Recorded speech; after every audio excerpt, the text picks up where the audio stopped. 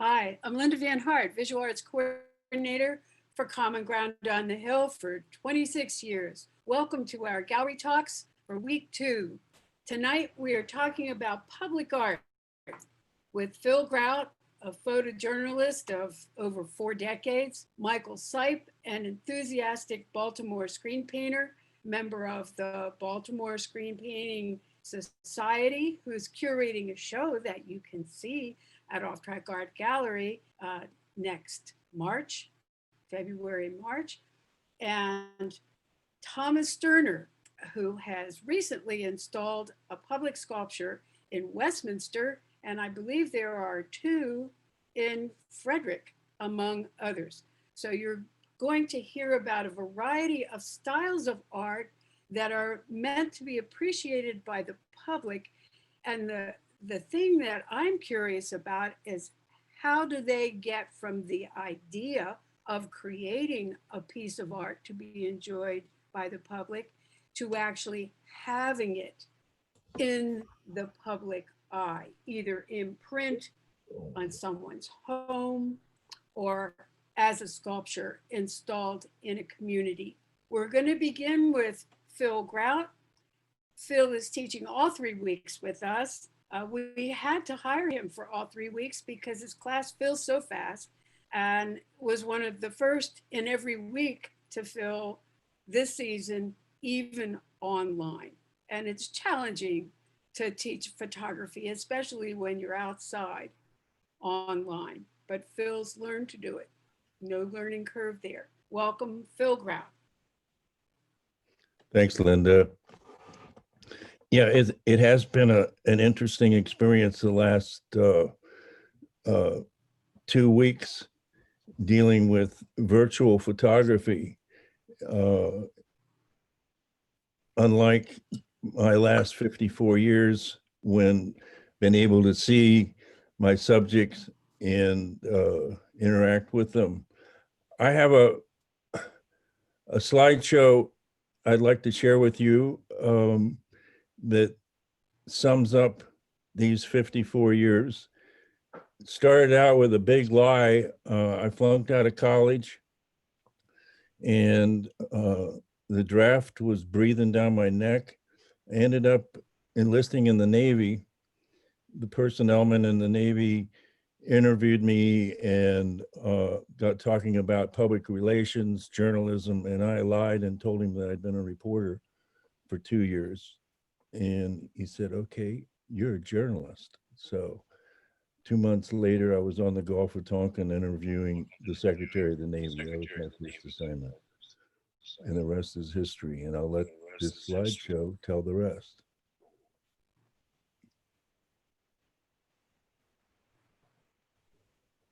No sound. Aww. There's old Finn.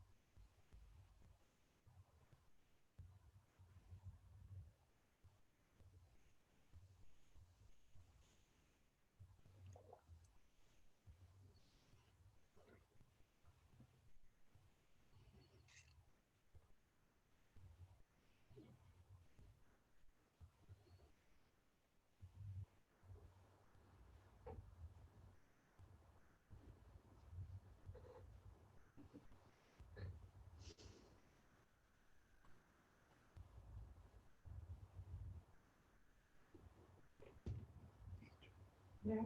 Do you have this link? What? Do you have this link? I tried to get on, I couldn't.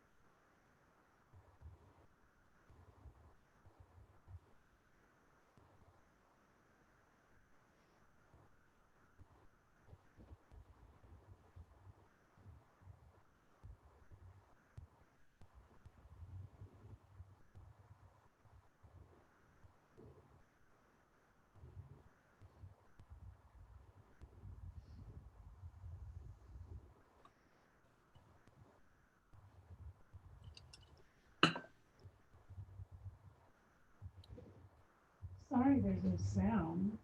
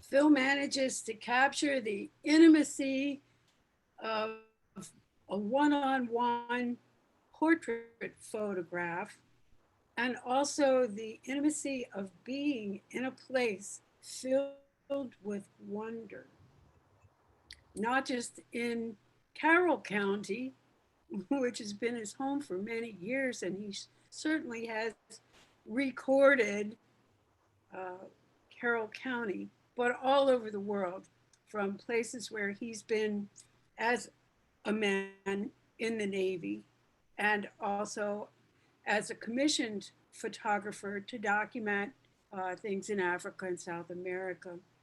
Phil, do you have some concluding comments for us?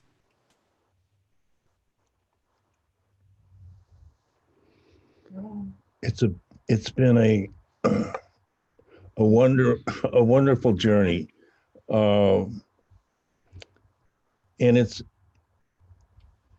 been interesting what has come to light the last couple of weeks, teaching with Common Ground, teaching a course in iPhone photography, um, which in some ways is a lot different than the cameras that I worked with for 50 some years. Uh, that camera is always with me. In fact, it's right here. Uh, I love the immediacy of this instrument, and I look forward to finding more and more subjects. And I've also this week learned some stuff from my students, which has been fun. Thank you, Linda. Thank you, Phil.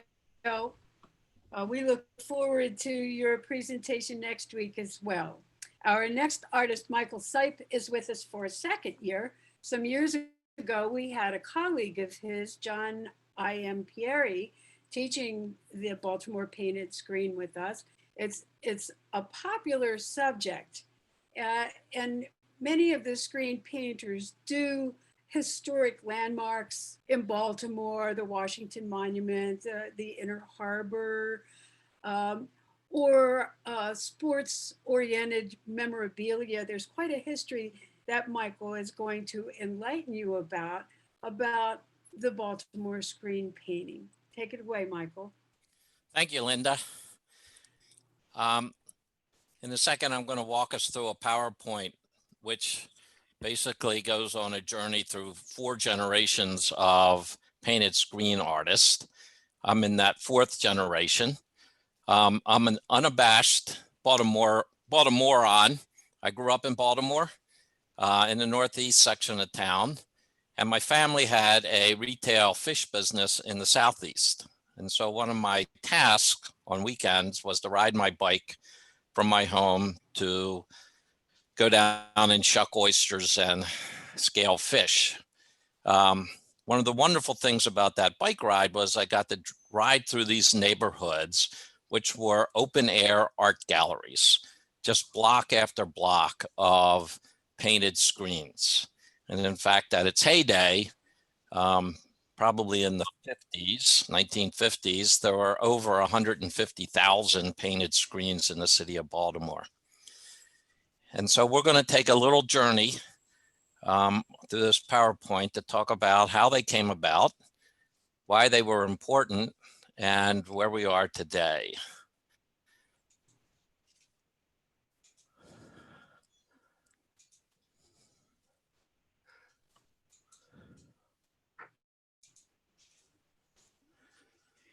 So 4 generations of painted screens. First, I have to give a shout out to a folklorist by the name of Elaine F. Elaine F. in the early 1980s set about to preserve the folk art of painted screens and created the Painted Screen Society of Baltimore. 2 videos, one, how to paint a screen, and 2, a history of the painted screen, and also wrote a book. If you're interested in pursuing more information about painted screens after watching this YouTube, please go to the Painted Screen Society of Baltimore website, and there will be a lot more information there, and the ability to purchase Elaine's videos and book. So there's a photograph of Elaine.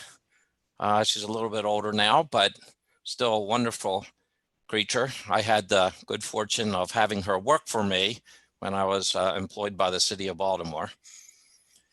And this is an early 20th century aerial photograph of row house community, Baltimore City. And it's important to sort of have this picture of Baltimore because the painted screens help change people's perceptions of their block. And as you can see, it's somewhat desolate. It's brick, macadam, concrete. And here's what happened when the painted screens came about. All of a sudden, your house became an art gallery. And here it is, a drawing of 3 iconic things from Southeast Baltimore in particular. One, the marble steps, which were washed every Saturday, the painted screens, and the Italianate architecture where stained glass was put in above the door as a signature of the builder. The founder of the painted screens was a gentleman by the name of William Octavet, who immigrated to the United States from Czechoslovakia. He ended up living in Little Bohemia on the east side of town in Baltimore. And he was a small grocery store owner, a corner store in the neighborhood. And he had the idea one day of painting his product on the screen door. And so he painted whatever he was selling that week on the screen door, and it became sort of an advertisement. And one of the local shoppers in the neighborhood walked in, and she was fascinated because when she looked at the screen door, she couldn't see through the screen into the store. But when she got into the store and she turned around and looked through the unpainted side of the screen, she could see out. And she became conscious of the fact that if she had painted screens during the day, she would have privacy in her house without having to use her shutters or her heavy shades for privacy, which would allow the air to flow through, and her house would be much more comfortable. And on the outside, of course, it would be all that much more beautiful. So she convinced William Octavett to paint a picture of a postcard that she had of a red bungalow in a bubonic rural setting. And he did. And that is the screen. He painted thousands of these red bungalow screens throughout East and Southeast Baltimore, to the point where he was actually able to close his grocery store and open an art store. He had, so why do you paint a screen? Decoration, privacy, airflow, and then eventually to keep up with the Joneses. Because if somebody else had painted screens on their house, on your block, you wanted them also. The original screen painters used the oil-based exterior paint, common paint that you picked up at the hardware store. They had a limited number of scenes that they painted so that they could paint them quickly. They painted on wire mesh. They used thick brushes, and their style of painting was dabbing the paint on rather than stroking, which eliminated the paint blocking the holes. So William Octavett soon had lots of followers. He had a brother and eventually a son and a grandson, all who were screen painters. In that process, again, the red bungalow and the swans were signature parts of the painted screen. And then this was painted by a fellow named Alonzo Parks, who took a lesson from Mr. Octavett, and he added a little feature. He put mullions in his windows. So he was the first screen painter that actually began to add that little detail there. He was also a bootlegger during Prohibition. And this is another Alonzo Parks. He was also one of the more prolific painters. Then another famous painter was Johnny Eck. Johnny Eck was actually famous for being a movie star in Tarzan movies and the movie The Freak. He had a number of roles in Hollywood with his twin brother. He was born without a lower body. And when he could no longer get jobs in the movie industry, he came back to Baltimore, where he was born, and started painting screens. He changed the red bungalow to a blue bungalow roof as his signature. And he also was the first screen painter to begin painting urban scenes rather than the bubonic rural scenes. So he added a whole nother texture to the painted screens. And Ruth Chrysam was the first female painted screen artist. It's a picture of Ruth. And she really brought into the world of painted screens sort of this a much higher level of artistic talent to the painted screens. There are not many of hers left, but this is one of the ones of hers that's left. And you can just see the muted colors that she was able to bring to the screen. Then Ted Richardson and Ben Richardson followed, and they were painting both on the east side and west side. Ted Richardson introduced painted screens to the west side of town. And the other thing he introduced was animals. Except for the swan, none of the early screens had animals. And Ted Richardson painted elks, moose, bears, deer. And Ben Richardson added a level of whimsy into the painted screen. And so, you know, you walk by and you see this painted screen of a dog on the door. It was pretty cool and quite a evolution in the world of painted screens. Then you had Tom Lipka, who sadly just died last year. He really continued in the format of the format of Alonzo Parks, but added much more brighter colors, the pinks and the blues, the lighter red. And so the palette began to expand greatly under Tom's leadership. And he also became fascinated with lighthouses. So he was the first to really begin to paint scenes that were associated with the Chesapeake Bay primarily.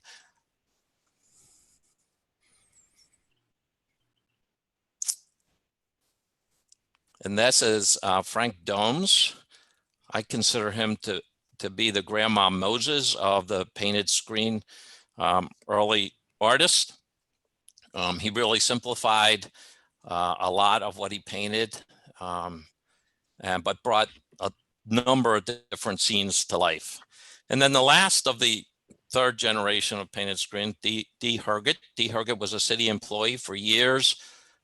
She handled constituent complaints over the phone, and then lost her hearing and retired on a disability and decided to become a screen painter. And she really began to bring back the red bungalow swan scenes.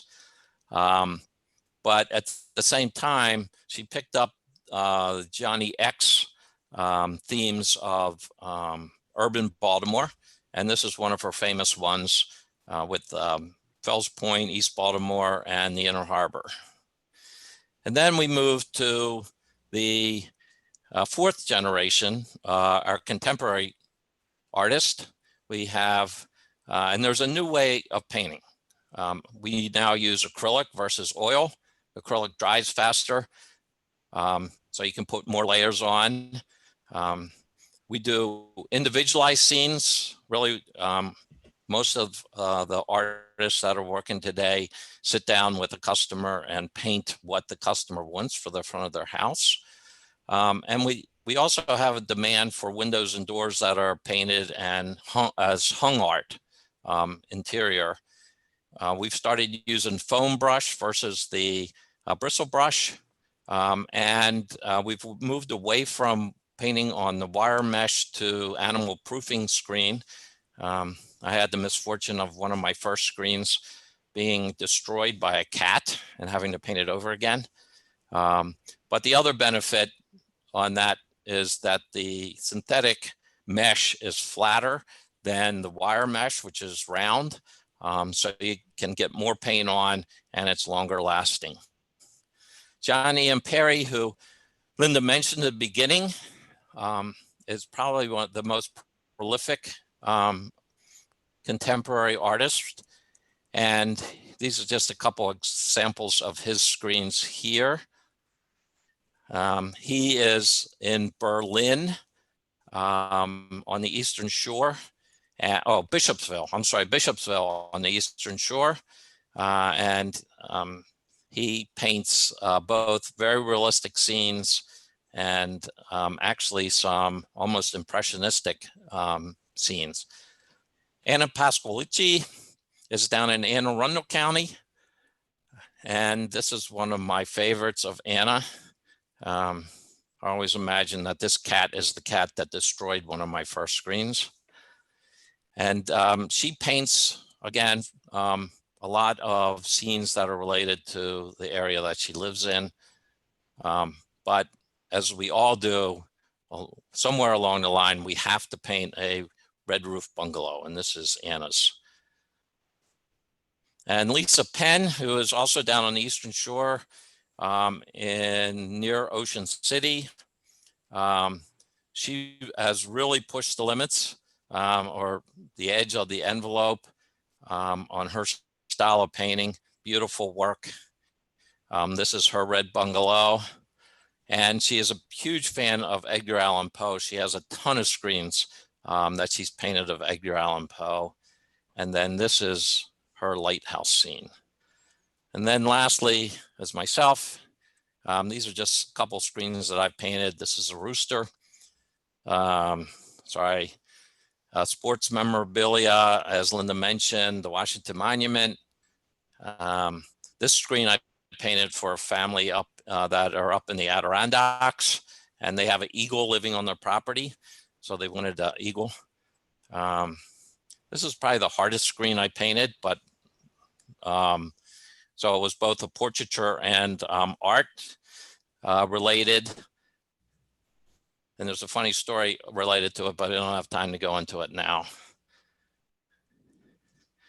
And on that note, with the Baltimore Oriole, hopefully we'll be seeing the Orioles play shortly. I will end my presentation and turn it back to Linda.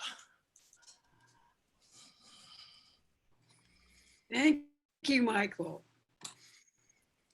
Always insightful. You are so knowledgeable about that. Thank you for that wonderful history of Baltimore screen painting.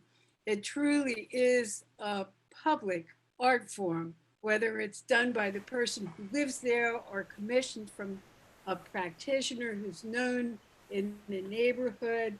It's definitely a defining community art form. We'll move on to Thomas Sterner. Thomas is trained as a printmaker, I believe, but in recent years, at least the last 10, he has been sculpting and paying homage after homage to trees because he tends to work a lot in wood. But what he'll be talking about tonight is his public sculpture, because as an artist, you have to do a whole lot of research to be successful as a public sculptor. And he's going to enlighten us about that process. Take it away, Thomas. Okay, thanks, Linda. Hi, I'm Thomas, and that's true. I've trained as a printmaker and have done lots of different mediums, and I do have a love of wood and trees. But more recently, I've been working in metal because metal survives outside in the elements. So I bought a welder and forced myself to learn that technology a little more. I've put together a presentation, so I'm gonna start it right now, I think. Can you all see it? I hope so. Yes. All right. So I've been a gallery artist or an artist who shows in galleries for a while. That's really since leaving college, about 35 years. These are some of the kinds of things that I've done. And I still show in galleries. But my career as an artist has taken a turn. And most recently, I think, I can say that I am making a living being an artist, which is a shocking statement. And I've been pretty aggressive to go after public art. Let me see if I can forward this. There we go. So my first public sculpture was installed very recently in 2019, last year, downtown Westminster. This is my hometown of sorts. I live about 15 minutes north. And I learned that I really love working big. And I really also love the expanded audience. What I've learned through the years is the gallery audience is smaller, and fewer people enter galleries than obviously drive on the streets. So this presentation, I wanted to focus on a particular sculpture. So on the left is my first sculpture, and on the right is my third sculpture, which currently is in Carroll Creek in Frederick. It's a temporary piece. It's supposed to be there for 2 years. It'll currently be there until November, then they'll take it out of the creek and store it. It has to be disassembled, but it'll be stored, and then it'll go back in the creek in March of next year, and hopefully joined by other sculptures. There's 2 other wind sculptures there now. And that was a very fun project to have a sculpture move. But this presentation, I wanted to focus on my second sculpture. I'm currently working on my 4th and my 5th sculpture, but there's not much to see with those yet, but they'll be installed in September. I have to give a shout out to Phil Grout, who took this photograph and allowed me to use it. The famous and talented Phil Grout was at the dedication for this sculpture called Big Fish School of Fish, and it resides in Concord Point Park in Havre de Grace, right near the lighthouse. So there was a call to artists that went out in October of 2018, which went out worldwide, I understand, after the fact. And I applied. I was really excited. It was a larger purse than the previous one I had done. And then I learned a few months later that I was selected as a finalist. And of course, I was super excited. There was an interview. I answered questions. I refined my proposal.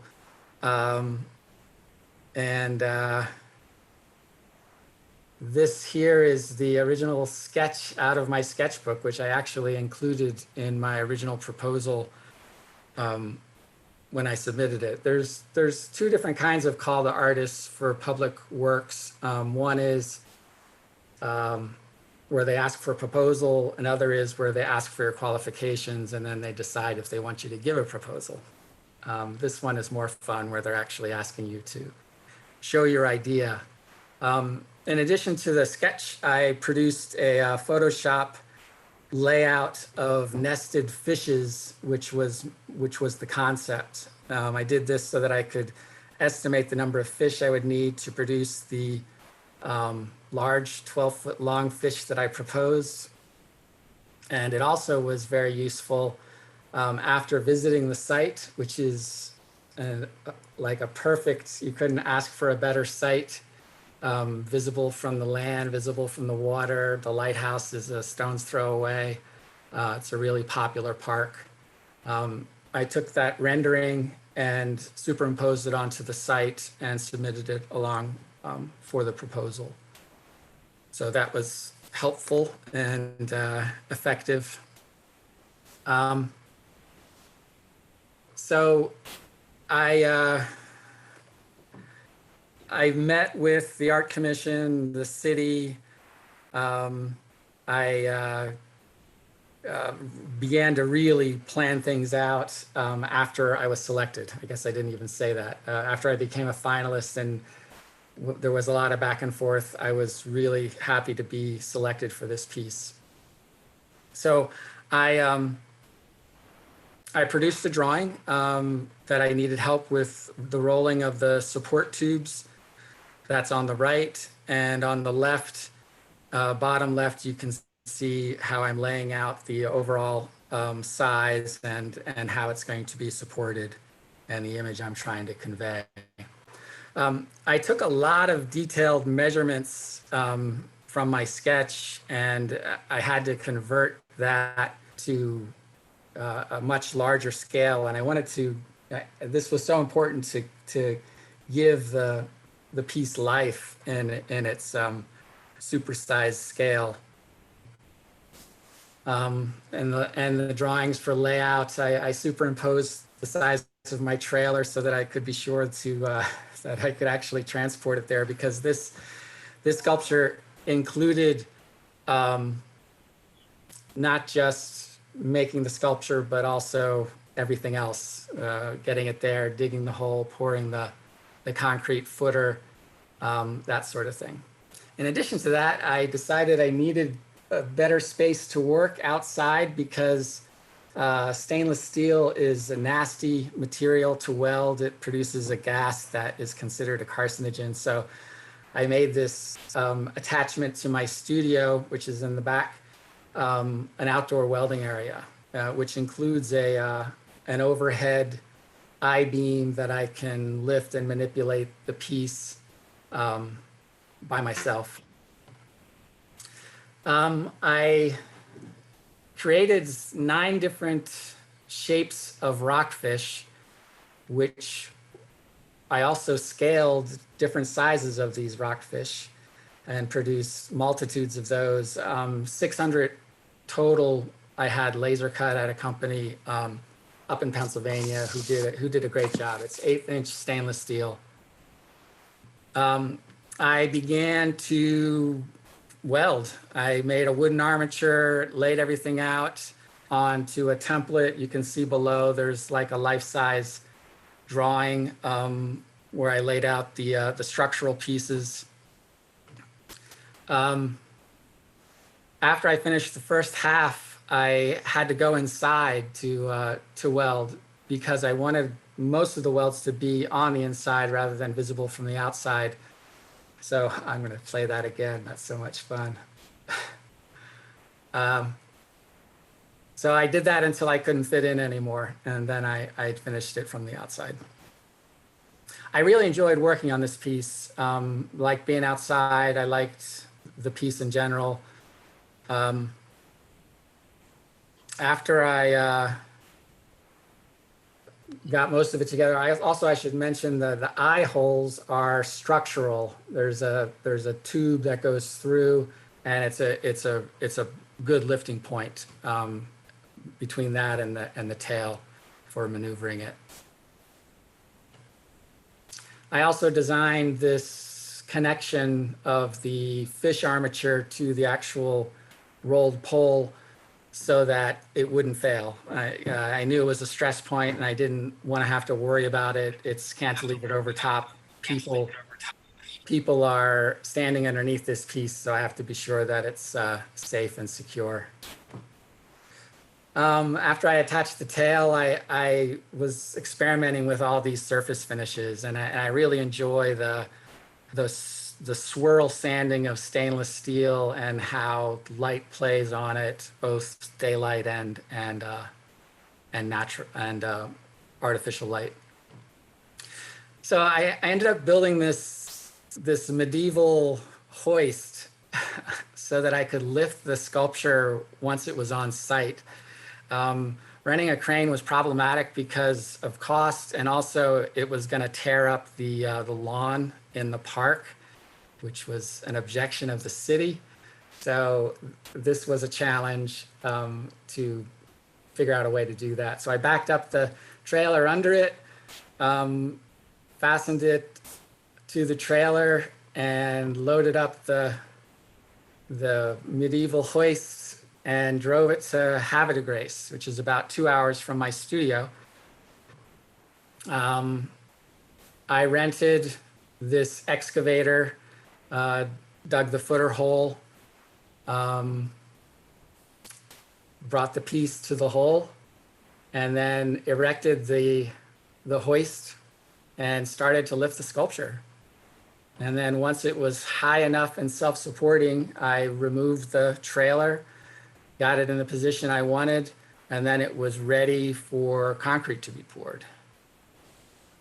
The hole itself is about, I can't remember. It's 4.5 yards of concrete. It was what the hole took. So it's a pretty big footer to hold the cantilever piece. Rented a buggy. That's my nephew pushing the buggy, and we delivered the concrete to the hole. And then once it was in place, I waited for it to cure and covered it so that the public couldn't see it. And then it was unveiled. And Phil can attest to this. It didn't unveil very well. It got caught on the fins, the sharp fins on the fish. But you know, I had a ladder and we climbed up and got it exposed. So it was a really fun, exciting project. I believe successful. It was well received by the community. It was fun to work on it and have people stop and talk. Some interesting facts about the piece. The stainless steel is 317L, which is a material that you would use in salt conditions for salt water. So it's a corrosion resistant material. The sculpture weighs 600 pounds, 6.5 cubic yards of concrete weighs 18,000 pounds. And everyone wants to know there are 559 little fish that make up the big fish. So I think that a successful sculpture should work on several levels. Besides meeting the original requirements of the call to artists, it should be, you know, visually stunning, safe, durable, interesting, and have meaning. And this meaning of a large fish made up of small fish is you know, simple, as in, you know, the scene in Finding Nemo, but it's also very profound. And the idea of the whole being greater than the sum of its parts, and the feeling of collective heroism that can exist when multitudes work together toward a goal. And the fact that really big, great things are made up of many little great things or acts. And finally, life should be fun, right? And the unveiling was fun. It was at a festival. It was really well attended. I don't know if Phil took this photograph, but the gentleman with the monkey on his shoulder was pretty awesome to have next to me. And it was really amazing at night. It was well lit, and it was LED that could color phase. So it was pretty magical. And that is Big Fish, School of Fish, my second public sculpture, and I'm working on my fourth and fifth now. And thank you very much. That's my presentation. Back to you, Linda. Thank you, Thomas. It's hopefully enlightening to many people to know that a local fellow such as yourself can enter an international competition, win it, and the creative problem solving that went into that was stellar, Thomas. I must admit, Thanks. every phase of it, you know, the creative problem solving that goes into that. I'm a sculptor myself, and I've worked not quite that large scale, but from 1/2 inch to 10 feet, but you're way beyond that in weight and scale and the public nature of it. One of the concerns I have for both Michael's historic painted screens and your public sculpture is graffiti. Have you had any problems, either of you? With the what, Linda? With graffiti? Graffiti? No. And interestingly enough, I did a house at the corner of Washington and Lombard where the screens are right on the sidewalk. And there hasn't been any vandalism or graffiti on actually any of the screens that I've done out there. Not so far for me either.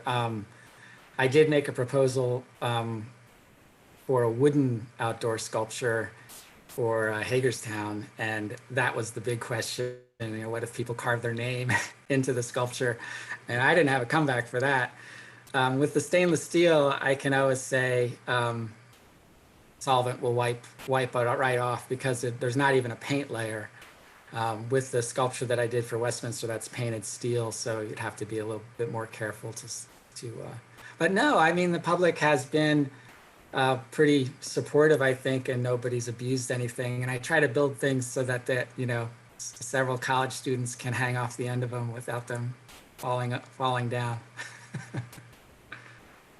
Well, I'm concerned about graffiti because off-track art, we're right next to the railroad track, and every time a train goes by, I go out. And of course, the train cars, everything is covered with graffiti. Bridges, it's not just a problem in this country, it's all over the world, wherever I've traveled. And I'm so glad, I'm knocking on wood right now, that people respect the tradition of the Baltimore screens and the fact that it's private property, and that people respect these awesome sculptures that you're building, Thomas, and don't mess with them. Yeah. Has there been any problem with censorship? Phil, have you run into censorship? Michael, you had one artist that looked a little risque there with eating the lollipop. Have you had any problems with censorship in public work? We haven't, because most of our work is actually on private property. We did do a display at Artscape in Baltimore last year, and it wasn't sort of outright censorship, but they did very carefully say to us, look, there's going to be a ton of kids coming through. We need you to really paint scenes that parents would not be upset having their kids look at it. So that's the only type of sort of restrictions that I've come up with on it.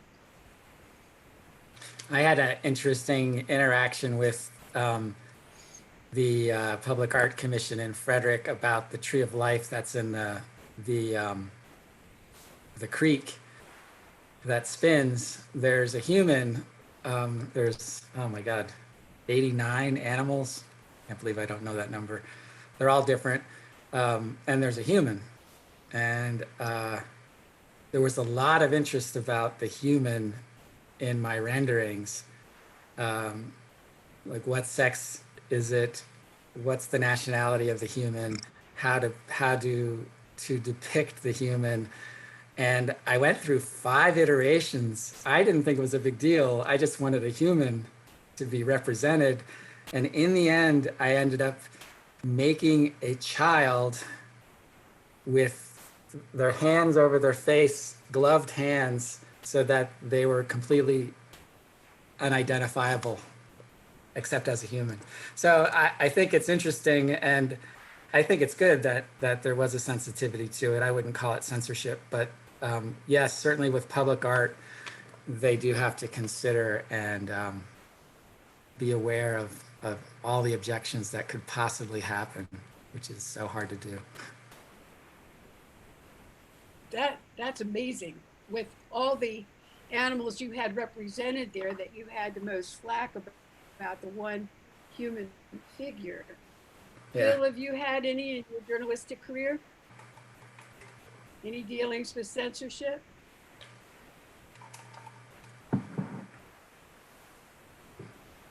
Unmute. Unmute. Gotcha. In my first book, I lived in a abandoned sharecropper shack in Plains, Georgia, just up the road from Jimmy Carter's mom's. Anyway, A Spell in Plains, the manuscript for that book, I lived Robert Neal's out near Tawnytown, and I was on my way to the publishers. I laid the manuscript up against a tree, and Robert's dog, Pippin, lifted his leg on my manuscript. He was my first critic.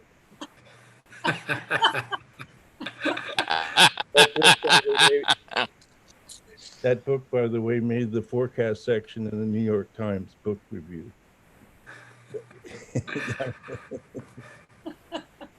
That's the only uh, censorship really I've had uh, uh, people run me off their property, fire police run me out of firegrounds, been shot at, uh, I guess all kinds of censorship there.